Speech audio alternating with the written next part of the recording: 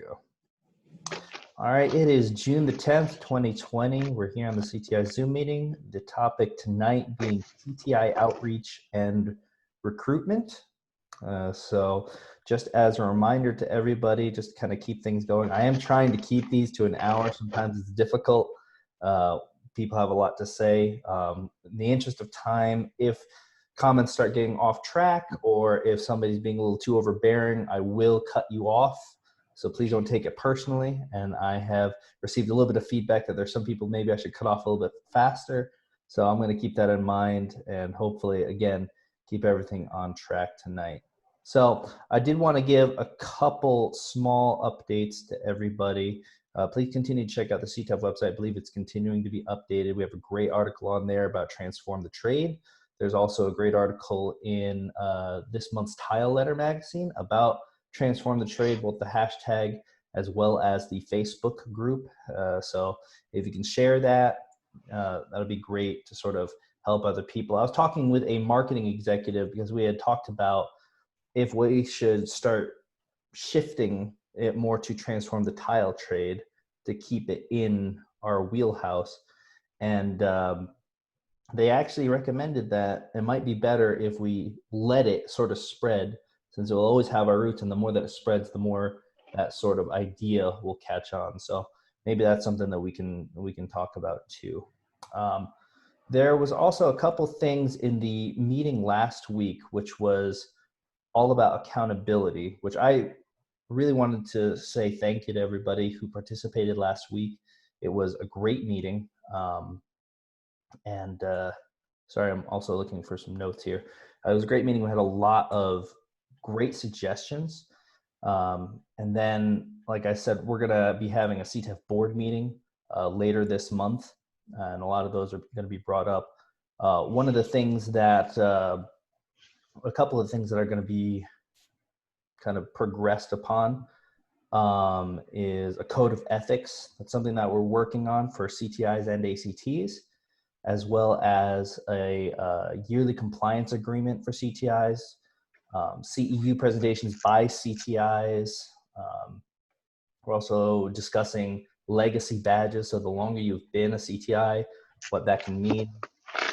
The NTCA is going to take a look at the idea of NTCA University discounts for CTIs and ACTs, as well as we're gonna be discussing whether or not we can put a disclaimer on the website about sort of the difference between, qualified and professional behavior. So there's a lot that we got from last week and a lot that we're going to move forward with.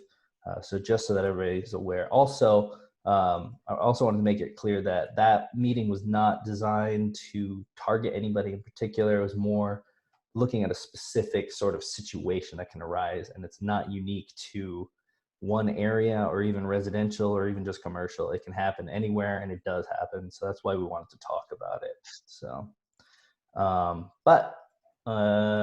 did anybody have any questions about that, about the idea of accountability and how things might progress soon? All righty. So let's go ahead and start talking about CTI outreach and recruitment. I'm sure that one of the things that a lot of us have heard, especially on Facebook, is CTI is a joke. I don't need a piece of paper to tell me that I know what I'm doing. We know that there are tile contractors already making good money. So the question becomes, how can we appeal to them directly as CTF? But more importantly, how can you on a local level reach out to your competition to encourage them to reach out for a CTI? So that's what I kind of want to open the floor up to and see what some of the challenges are that you guys see. Go ahead, Wayne. You're not going to like this, but after I passed my test, I had quite a few people mad at me for even taking it. Interesting. And why is that? I don't know. They say it's a joke. It's like you said, they don't need a piece of paper to tell them, and blah, blah, blah, blah. But there's 3 or 4 of them that really dislike me just because I'm a CTI. Interesting. And that's in your local market? Right in my local market. That's very interesting. Okay. So there's negative connotation and attitudes that people will have. Recognizing, of course, that we're not going to be able to win everybody, right? But sort of that bigger movement. Go ahead, Jim. Oh, hang on. You're still muted. Sorry, rookie mistake. Yeah, you're good. Okay. So I know you're talking more locally focused, I guess, Mhm. but I'm looking at the social media presence of the CTI. It's really not stellar, and I know it's a volunteer gig and all that stuff. I mean, if I'm on Instagram quite a bit, I'll volunteer to run the Instagram account, at least get it started and whatever else. But I kind of think if we can like kind of, you post some of the, I'm talking about Instagram specifically, but you Okay. post some of the stuff that's in the industry. I noticed like craftsperson of the year. I know Scott's got some awesome stuff that could be done. And then also you just reposting other CTIs, transform the trade, getting that tag. I mean, and just, Mhm. and then we're kind of focusing on the successes of the CTIs rather than the failures, So Yep. I'll throw that out there. I think that's a fantastic point. Focusing on the successes, focusing on what it needs to be. I do think that Instagram definitely is something strategic that we need to add to the arsenal. So thank you for volunteering for that. I'm going to follow up with you on that afterwards. Anybody else? Go ahead, Brad. So I think it's good that you kind of delineated between residential and commercial, because I feel like for the most part, there's been some past effort to recognize, what companies, have employees that you want to challenge to get to come take the test, and I think that residential market is probably where you're lacking. As far as in the grand scheme of things. Not to say that there's not a ton of bigger companies that need to have their people tested. I'll be the first to say I still haven't gotten some of my guys tested that I want to get tested. But I wonder if you think about the typical tile guy, they walk around with a little bit of a swagger and a little bit of chip on their shoulder. Would there be a way to and on social media, this would be easy. Locally, not so easy, but I still think it could be done, of where there was some kind of challenge involved with it. If there's some type of post your best, like a monthly or quarterly, post your best job, and we're gonna have some judges judge it or something like that. But I think anything where a guy feels like he can bring his A game to, above and beyond just doing a good job on the tests, right?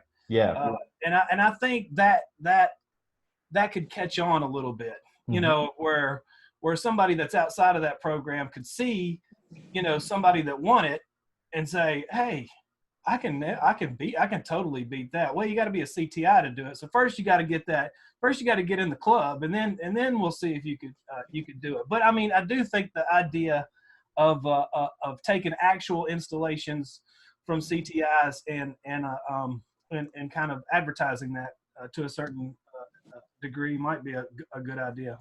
Okay, great point. Thank you. Let's go to Jim, and then we'll go to Matt. Yeah, just real quick, just one thing I thought of just when Brad was saying that is you could have, like, on social media, you could have the CTI of the week, where everybody posts their jobs, they put the hashtag in. Out of those, somebody, decides, like, hey, here's the CTI of the week. Maybe we do CTI of the year, something like that, anyway. That's a good point. That's a great idea. Thank you. Go ahead, Matt. In my local community, in my small city of Hickory, North Carolina, we're lacking, in the trade, we're lacking passion. I feel like I'm probably, there's maybe one or two others that work with me or for me that would be passionate about tile and tile installation. everybody else, it's a job and it's a way to pay the bills, and that's all it is for them. So it's hard for me when I've talked about it. It's like there is just no understanding of, well, I can pay my bills. Why would I need anything more than that? And so I personally have just made it a personal goal. Last year I had one person that that wanted to work with me, and I just said, hey, if we're going to work together, I want you to get certified. And so, I got him certified. I've got one other guy that's working with me now, and he's ready to get certified. So I've just kind of made it a personal goal. The guys that are working for me as installers, I'm going to at least get one guy a year is kind of my personal goal that's working for me again. And then outside of my market, I try to help as much as I can, but I think it's tough when there's not the passion there. You can't convince somebody to be passionate about something. So let me ask you a quick question on that, Matt, before we go to Craig. How do you think that we might be able to parlay that beyond the guys that work with you into the other guys to encourage those other guys who view it as a job, do you think? That's where I'm struggling. I don't know the answer to that, honestly. It hasn't, in my area, it has not turned, I don't have a leg up on them yet. Okay. I don't feel, except I'm cleaning up their work, and they are still getting paid for it, though. So it hasn't affected their wallet yet. So they're still getting work. I'm just having to go behind them after a year and a half and fix it. That's a good point. All right, so go ahead, Craig. So I may have a little bit of an insight. Omaha has a fair amount of CTIs per population. Okay. And a lot of that's due to two people. One would be Dan Hecox lives near us, and so he's pushing testing constantly. Okay. And secondly, we actually have a fairly active local group. And by fairly active, we have our own little Metro Omaha Tile Installers Facebook page. It's got about 200 members in it. We have bi-weekly meetups up until COVID happened, where we'd meet at different places and we'd talk about tile, and we'd have between 15 to 35 people show up. Wow. Whenever there was a rep in town, they'd usually swing by and we'd plan it around that, and they'd talk. And we've had Christmas parties, 40, 50 people out of Christmas parties for the last few years. And a lot of that is just that networking. But what it takes one guy who really wants to make that happen in that town. The guy that we have who's running it is Mike Sema.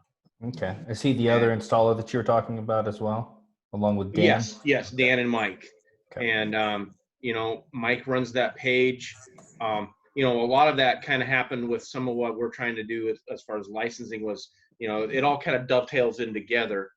But we've had really good response with the local wholesalers. Really good response with our area reps, and fairly good response with the various tile guys.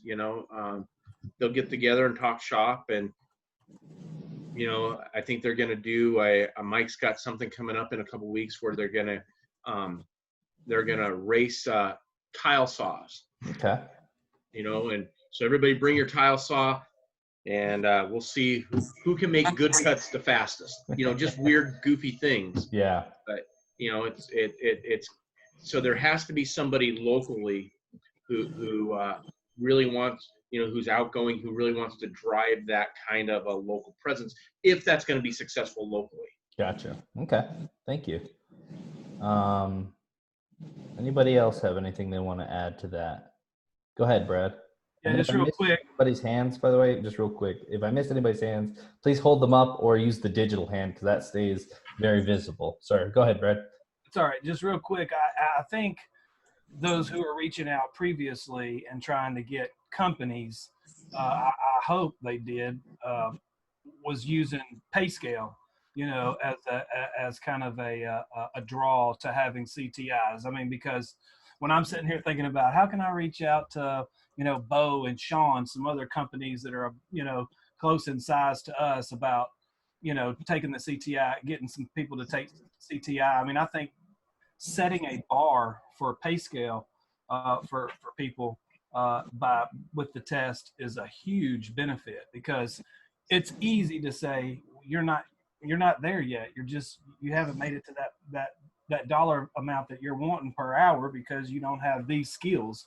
And I think that's a huge sell if you're trying to get others, on board with taking the test. So are you basically saying, like, we can encourage them to say, hey, when you have a certification, when you pass this test, that will kind of validate your skills and you'll be able to charge X sort of thing? Well, I'm more or less thinking it from an employer standpoint. Of Okay. if you have employees, this is a tool to be able to set a pay scale, because everybody wants to make more money, right? Well, this is a way for you, because you're always trying to entice somebody that may be not so initiated to invest themselves more into the trade with learning and things like that. And I mean, the CTI experience in itself is a huge learning opportunity. And so I just wanted to add that not just for solo installers, but for companies, that's one way that you could reach out. Okay. Thank you. I think, John, did you have something you want to say, or were you just readjusting your arm? You're muted, John. Hang on.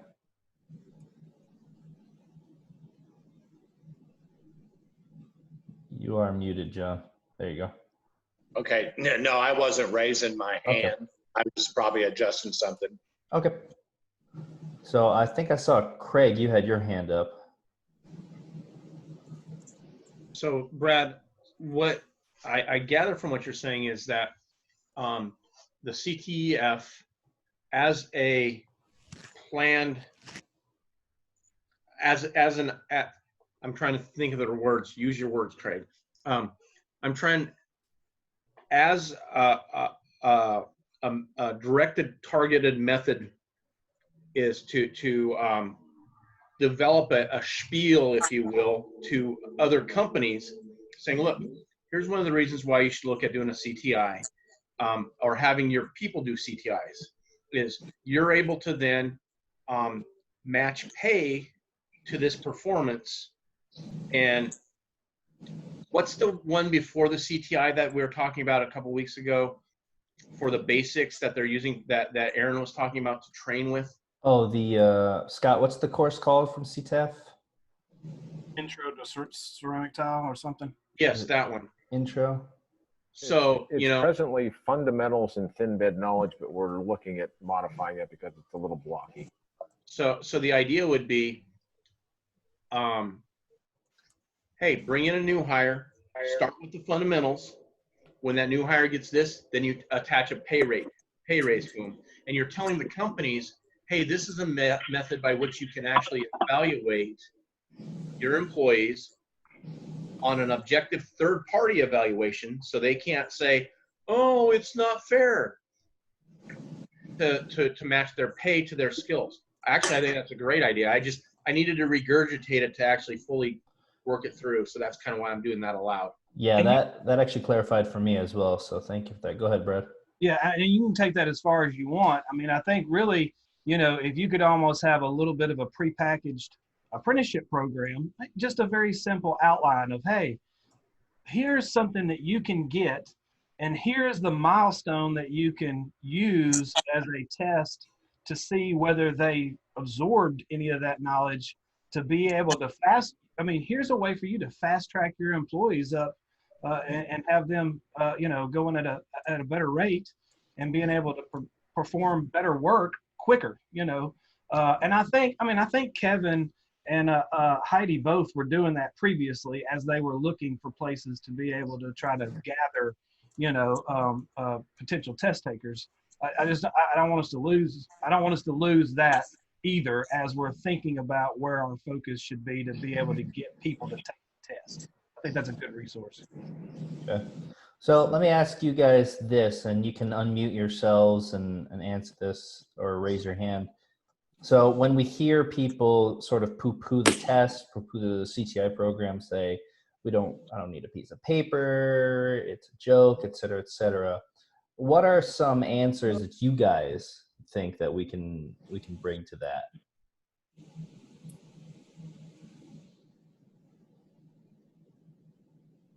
Like if you were talking to a local guy and you told them about the CTI and they said, well, I'm already making a good living, what would you say to kind of get over that? Go ahead, Joe. So you want to differentiate yourself. This is how can we be different from everybody, or you can be an average Joe the Tyler, or Joe the handyman, or Joe the plumber that also sets tiles as well, or the landscaper that doesn't have work during the winter. You need that designation, and with this piece of paper has that designation, just like a master's degree or a bachelor's degree gives you that next step up above a high school diploma, so you can enter that particular workforce. Gotcha. So that's a really good way that we can show what a qualification is, because I do think that a lot of guys take the idea of a qualification like a challenge. Like if you're saying I'm not qualified, which we're talking about in the classic sense of the word of if you have met this qualification versus them putting out quality work, right? So I think that that's a really good way. It's the difference between a diploma or a master's degree, etc. So anybody else have anything they want to add to that? Go ahead, Brad. I mean, and several, I can think of a few times where I've talked to somebody else about it, and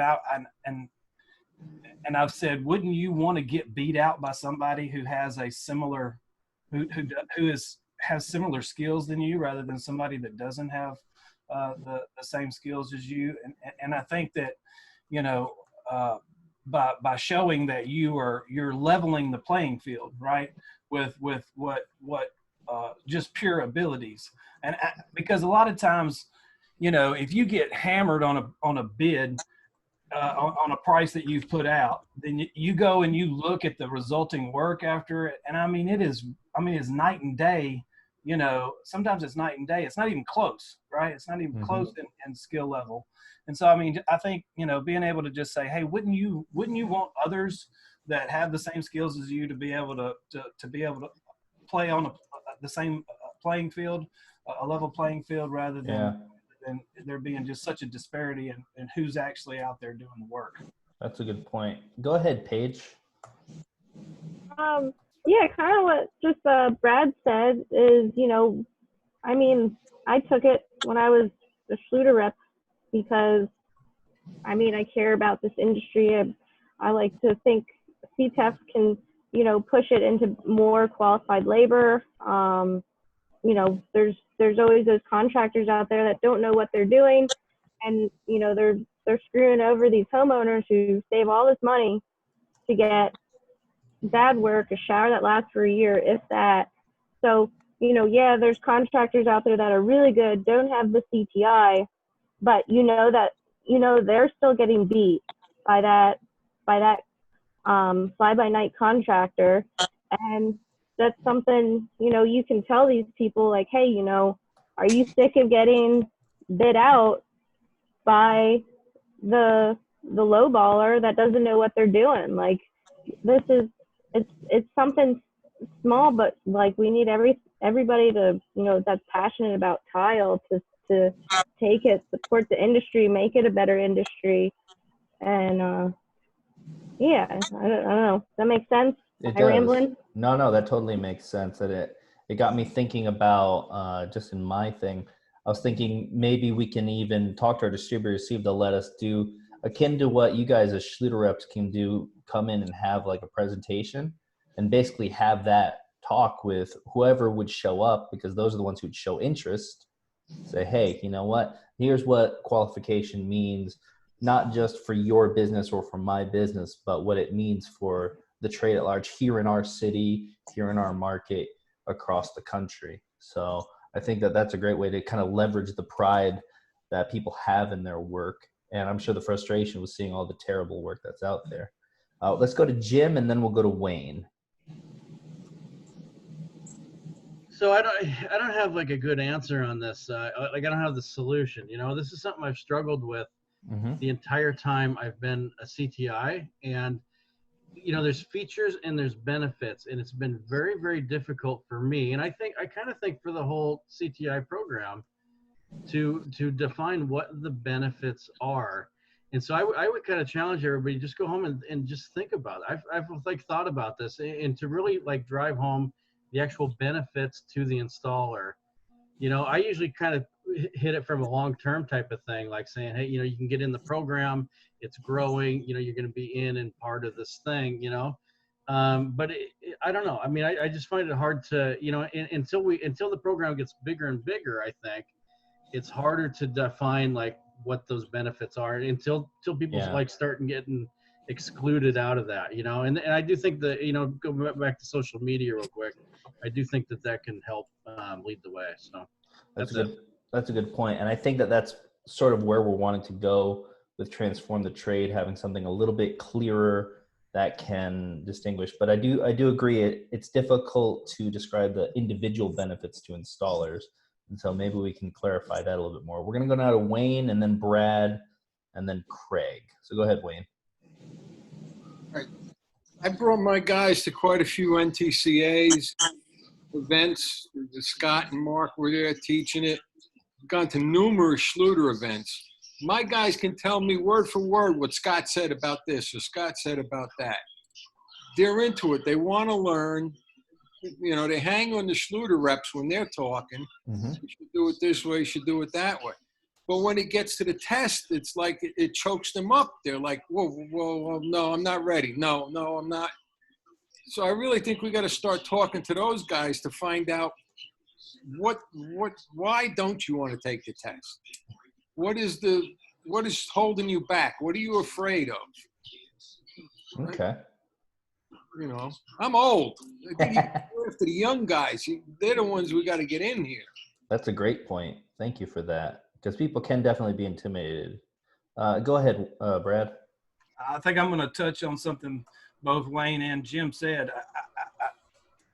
I don't mind hitting on the long game and saying, hey, look, you know, when you look around at other people who are working with their hands on this project, do you feel like you're getting paid for your skills as well as the electrician or the HVAC guy or other, you know, other trades? You know, the finish carpenter that's putting in a really nice intricate set of stairs. Do you feel like you're getting, you know, what you deserve for your skills is what that guy is?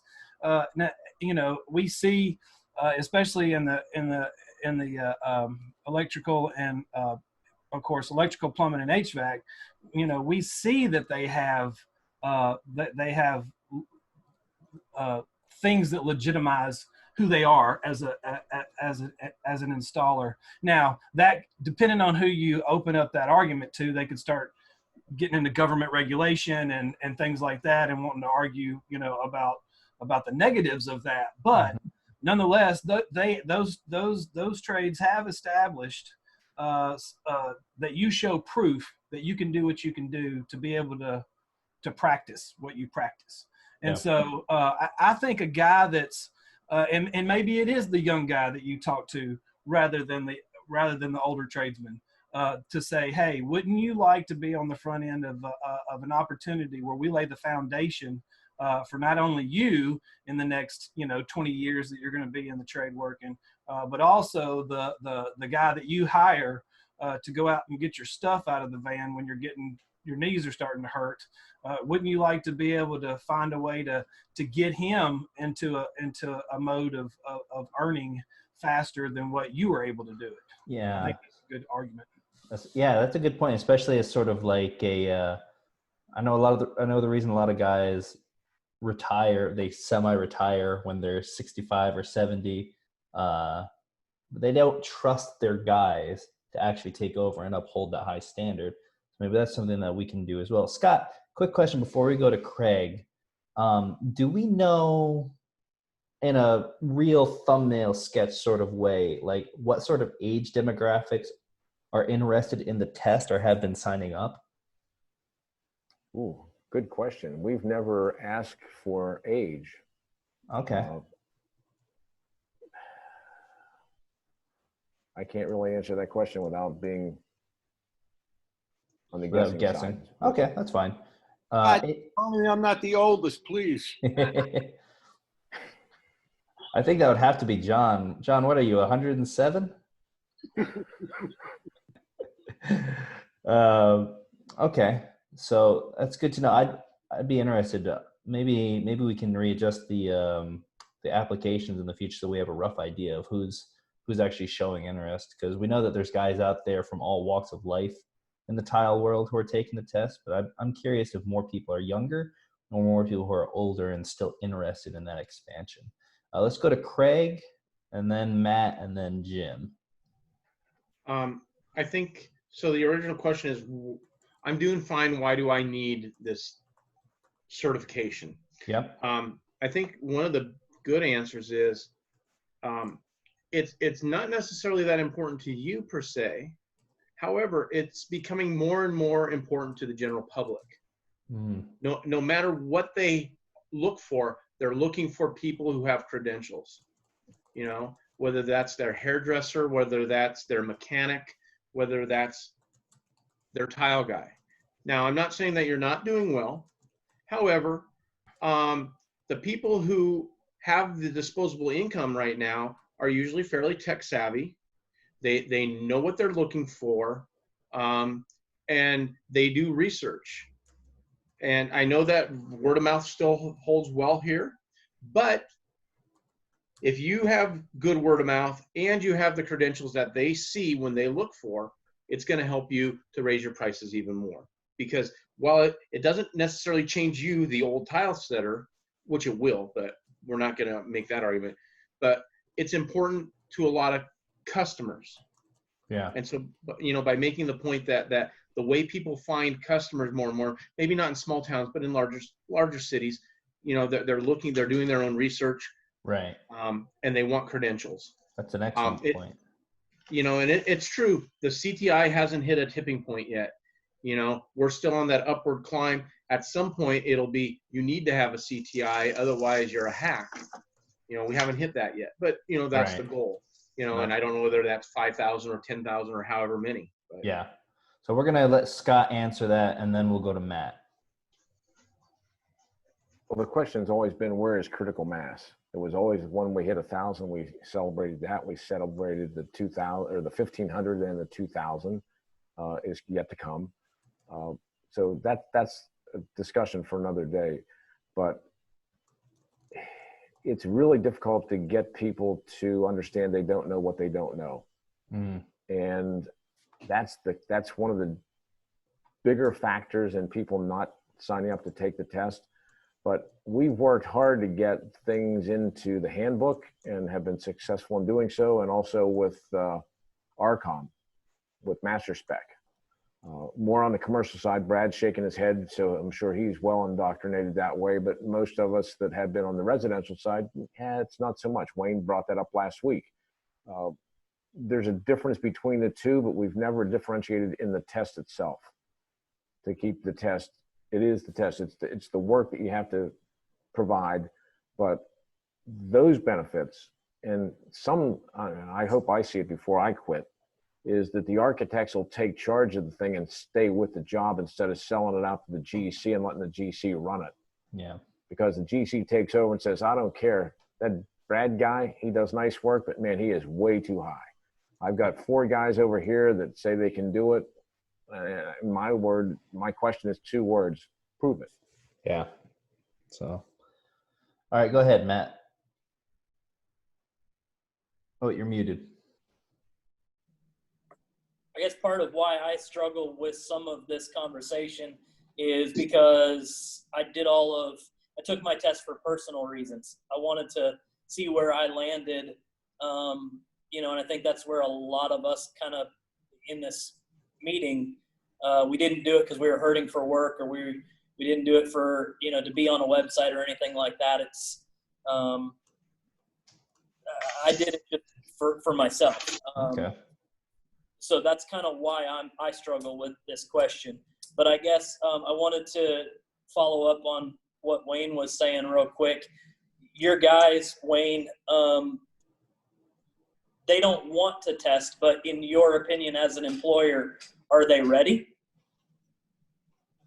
Do we have guys that are out there that are ready to test, in your opinion, as an employer?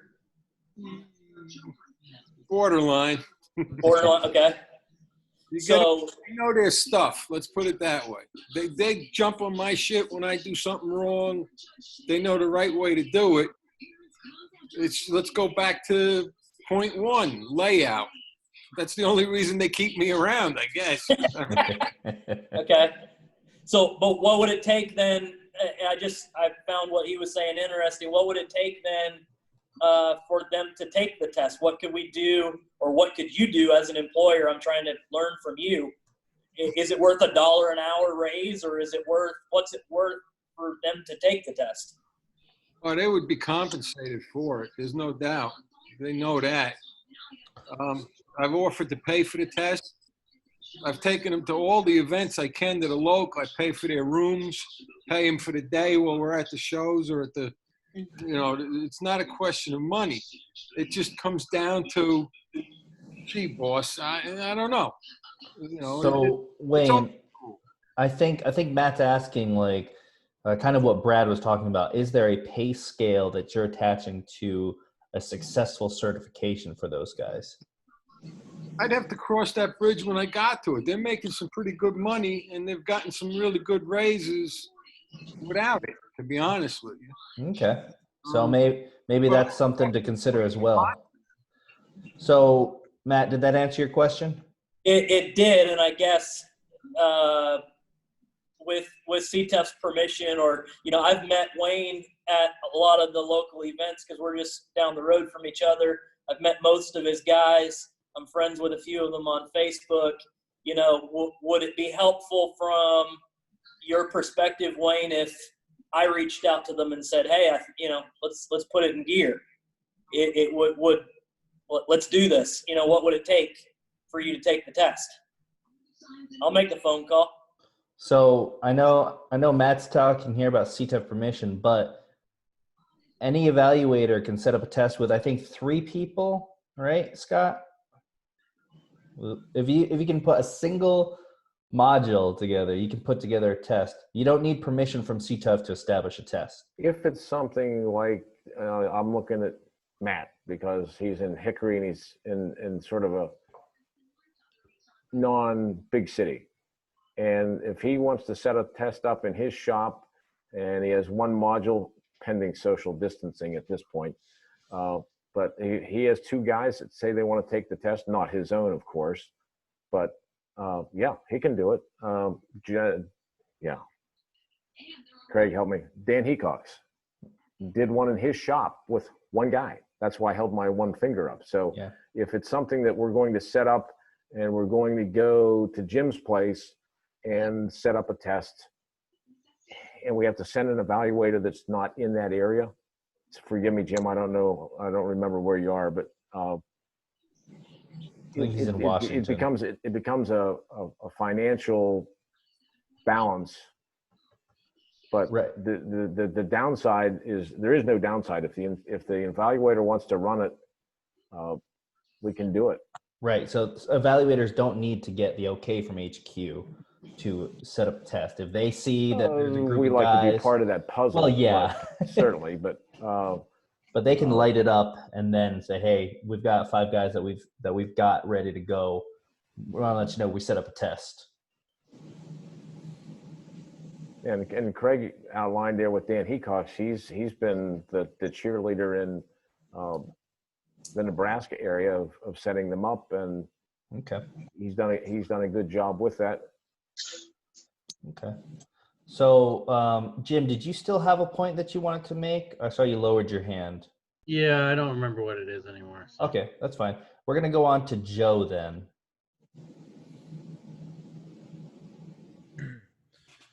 So aside from all the credentials and everything, which is the biggest key, holding that credential with that piece of paper gives you better knowledge of all the technical requirements that you can easily blow away your competition. EJ171, you use that word. Wow, what is that? You know, you sound very technical. Simple. We use silicone. We don't use, siliconize. There's a difference. This is the reason why we're a CTI. We know a lot of the parameters and the particulars on every single requirement. Did you know you can just spit out so many right on top of your head? You know you're not supposed to tile under 50 degrees if you're doing exterior. Movement joints. I mean, you could go on and on. You could blow your competition away. As with that. And then not only that, it's the network. Networking is huge with being a member of this, that you're not going to get that anywhere else. You're not going to get that. You could be a simple tile guy in your local little area. Me being a CTI has created such relationships so far from Washington all the way down to Florida to Texas that I've actually gained contracts in the past 6 months. Oh, we heard that you're a CTI. We want you to do this project. I got a job from Canada that they spec for porcelain panels. They called me up from Canada. We looked up at the CTF, and you're very well in advance with the porcelain panels. We want to do business with you. I mean, that alone gives you tremendous access. That's a great point. Thank you for that. Before we go to John, Brad, just to your point that you put into the chat about CTIs selling to architects, we are working on having a CEU program for CTIs to be able to go do that, because that is definitely a huge, I think that's a huge hole that we can fill, where qualification will start coming in more if they see it on their plans or on the specs. So go ahead, John. I just had a question for Scott. I saw on Facebook today that we're going to start CTI test resuming back in August. Is that correct, Scott? Gee, you broke out my press release. I didn't know it was on Facebook. No, we have not made that commitment at this point. Okay. So I don't know where it came from. It didn't come from us. Our goal is we have a test that's tentatively set up pending local jurisdiction and facility approval, that we would possibly have one the end of the first week of August. Okay. But that's not on the board yet. We have nothing on the calendar. It's just a little premature, and we're just trying to weed it out because the state requirements are so different. We had one that we just postponed for the second time because the state would not allow anybody with an out-of-state license to get a hotel room. Wow.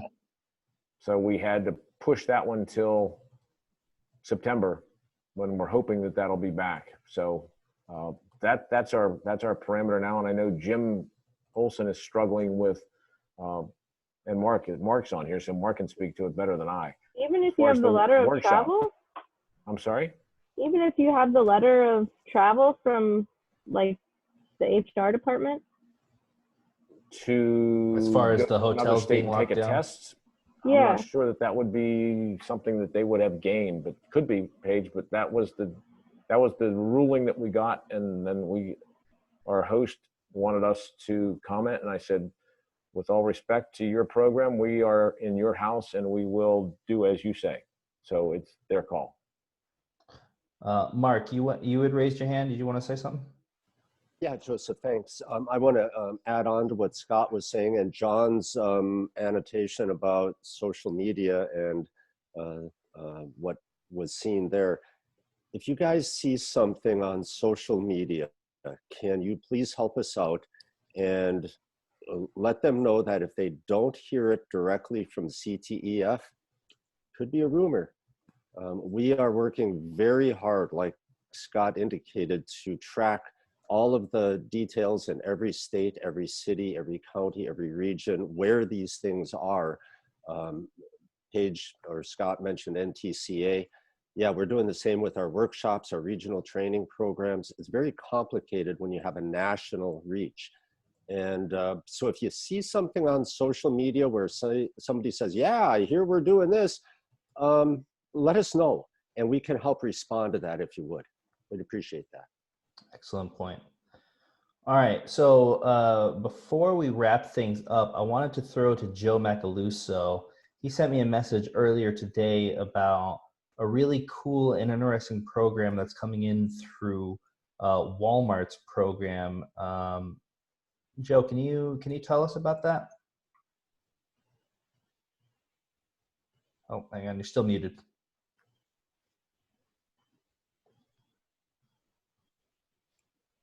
Hang on, Joe, you're still muted. Oh, there you go.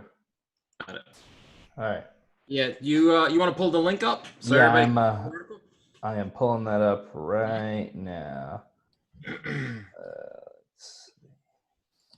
All right, I'm putting this link in the chat, and then I'm also going to share my screen for the actual article. So. Hey guys, what's up? This is Derek with OMG. It's Derek. Okay. So I'm going to go ahead and do this. And all right, go ahead, Joe. All right, so Lowe's did something very similar to this, and this program was called the something generation. I forget the name of it. It started with a T, but we talked about this. I think it's actually Generation T. Generation T, okay. So Walmart just announced overnight or early this morning that they want to launch the as an option away from college is to go to trade schools, and they also see the talent gap that we've been discussing. So if you scroll down a little bit, it mentions that there's a talent gap, and there's obviously a shortage of a lot of us. So this is something that the CTEF and the NTCA is everybody just to be able to contribute to this, along with Generation T. Obviously, tile's never mentioned. They're always including industrial maintenance, HVAC, the electrical, and basic carpentry and stuff like that. We got to get tile in there. Yeah. We got to make a stamp because it's an art. And the university that they're using through Live Better U. Penn Foster. Penn Foster, yeah. So we mentioned Penn Foster, I think Memorial Day weekend. Remember when I brought up that that link? That's right, you did, yeah. How ironic is that? This is something that we have to launch across the board. We need some ambassadors per state. Do it virtual. Do it in some sort of manner, just to spike interest. You just sprinkle some pixie dust out there, and you're going to get a couple of people that will fall in love with the trade. Yeah. Because that's something that we need to instill. If you instill this passion, and you show them how much of art and finished products, especially what's his name who created that whale in the swimming pool. Yeah, Josh Nordstrom. Josh, yeah. So we can show, and I think it'll be a great opportunity if we actually get ourselves involved with this program. That's a great point. Yeah, this is a really great read for anybody who wants to. Like I said, I put the link into the chat. Please check it out. And I do think, Joe, that you're spot on, that we need to kind of see if we can't reach out, get ourselves added into these lists, get CTEF and tile added into even these articles, sort of highlight it. We need that little PR, a little bit of PR that, the CTF stands behind the skill trades gap. We're looking for the future. And take a look at this. So you do a quick 5-second, 10-second, of all the artisans and finishes, et cetera, Yeah, exactly. So, yeah, maybe that's something that that we at CTEF can reach out and get a little bit into, and sort of like you said, kind of get it out there. So, did anybody else have any comments on either that aspect of it with that Walmart trade school program or any of the rest of the stuff that we were talking about? Go ahead, Mark. This isn't on the trade school, so I hate to skip past that. That's a really, really cool concept, Joe, and I'm going to read through that later. Thank you for sharing that. But I do want to kind of go back a little bit and talk about, Scott had mentioned one person could be evaluated, and I said something about national and all the travel deal.